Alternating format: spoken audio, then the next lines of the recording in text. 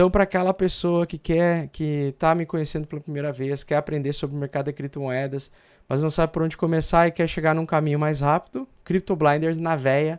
Então, vocês podem simplesmente ter o acesso aqui no link da descrição. Eu sei que vai ser o melhor curso disparado do Brasil, o mais completo também. E, na minha opinião, o mais justo de preço também pela quantidade, né, de horas e carga horária que vai ter. Bom, senhores, então o que fazer com o capital? Agora nós vamos falar sobre a parte de exposição urso. Então vamos pegar a mesma imagem, né? Nós temos aqui os ciclos, né? O ciclo que eu quero aqui identificar é o de baixa, então eu vou deixar marcado apenas o ciclo de baixa. Pronto. Fase de complacência, que é a pessoa não aceitar que o mercado já parou de subir. A formação de ansiedade, delírio, capitulação, pânico, raiva. Então, quando o mercado você vê muitas pessoas que estão no mercado com essas características, você sabe que estamos diante de uma provável formação de fundo, capitulação ou alteração de ciclo em breve, né, de uma tendência de baixa para uma tendência de alta. Então, muita gente cria ansiedade, pânico, porque vê o seu capital se desvalorizar a uma velocidade muito brutal. Então, se você não sabe de tendências, qual é o principal defensor do seu patrimônio? É saber o conhecimento de tendências, que é amplamente falado aqui no curso. Eu tenho uma caralhada de aulas só sobre tendências, porque isso é o principal que você precisa saber, que é o que a maior parte das pessoas, criadores de conteúdo no YouTube sobre o mercado de criptomoedas, não conseguem entender. Eles olham para o gráfico, eles não conseguem perceber quando um ativo perde a tendência semanal. Beleza? Você tem muita dificuldade de interpretação. E faz parte, né? Então, vamos falar de novo sobre Bitcoin. Depois a gente fala sobre as altcoins, né? E basicamente o que vocês precisam fazer com o dinheiro de vocês? Cara, vocês precisam respeitar a tendência semanal. Optar por manter um hold no longo prazo ou vender 80% dos Bitcoins, trocar 80% dos Bitcoins por real ou dólar para tentar recomprar mais embaixo, pode ser uma alternativa, né? Aí, nesse caso, você assume um risco em potencial, mas tem a capacidade potencial de aumentar também satoshis meses depois, recomprando no fundo, recomprando mais barato. É o sonho de todo mundo, né? Aprender a vender um topo semanal e recomprar um fundo semanal, que é o que eu vou ensinar para vocês. Esse é o sonho de todo investidor, porque é isso que faz a pessoa ficar rica no longo prazo. No longo prazo não, 2 anos, 3 anos. Se pegar um período de alta, às vezes 8 meses é capaz, dependendo da tua capacidade financeira de aportar, né?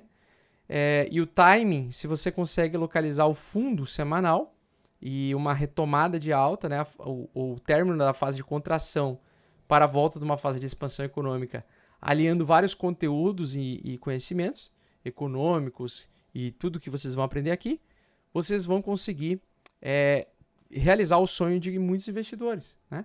Que era o meu sonho lá naquela época, 6 anos atrás, onde eu não tinha acesso a poder comprar um material ao nível dessa qualidade que te ensine, te ensina tudo praticamente, tá? Que você precisa para resolver os problemas da tua vida na parte financeira, né? Que esse é o objetivo. Depois, pessoal, manter a compra semanal ou mensal em meses específicos do ano. Então, durante um bear market, né, durante o mercado urso ele tem a tendência de cair, volta um pouquinho, cai, volta um pouquinho, cai, volta um pouquinho. Então, a gente sempre tem o sinal de onda, né? O movimento de onda do mercado. Então, é correto afirmar o seguinte: durante tendências de baixa, nós temos períodos de alta, temporários, para o preço continuar caindo. Só que a gente nunca sabe quando o preço está se desenvolvendo, onde vai ser o fundo. Se o fundo vai ser aqui, ou se o fundo vai ser aqui, ou se o fundo vai ser aqui. Então, para você evitar adivinhar o preço, a melhor coisa é, depois de esperar um período um pouco mais prolongado de quedas, e você vê que o mercado está começando a reagir com uma pequena alta, vai lá, faz um pequeno aporte com 20% destinado daquilo que você investe e 80% você mantém em caixa em dólar ou real, para caso o mercado te surpreenda e surpreenda todo mundo, se ele cair mais, você consegue melhorar o seu preço médio, você consegue comprar mais barato. Então você não pode se descapitalizar nesse contexto, você não pode ficar R$100, 100 dólares, porque é a forma de você aproveitar por trocar por ativos extremamente valiosos como o Bitcoin, mas bem mais baratos. Então, é um ciclo normal, pessoal. Isso faz parte da vida, tá? Assim como no batimento cardíaco, nós temos um momento de alta e um momento de queda antes de voltar para a lateralidade. É a mesma coisa no mercado, tá?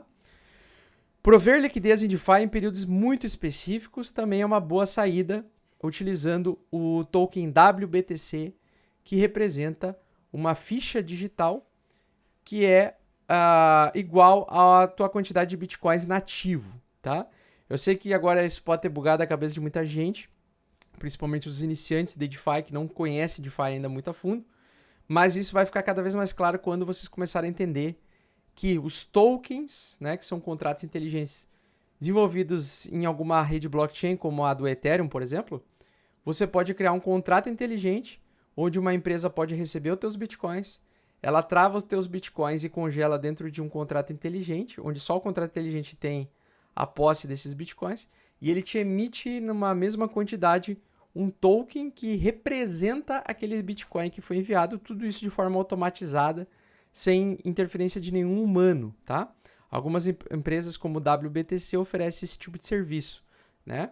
É a mesma coisa lá no período dos Médici em 1425, lá, quando criaram o primeiro banco, né? A família Médici começou a reservar um espaço na casa deles para que as pessoas depositassem em ouro. Toda vez que a pessoa depositasse em ouro, eles colocavam dentro de um cofre com cadeado e eles emitiam uma notinha, um papel, onde declaravam que a pessoa tal detinha tanto X quantidade de ouro com o banco ali deles, né? E aí a gente via que o papelzinho seria como se fosse o token, né? Então você trava isso para alguém, essa pessoa guarda para você e aí ela te dá um comprovante de que aquele ativo é seu. Com o tempo atual, agora fizeram isso com as criptomoedas, por isso que nós temos o processo de tokenização.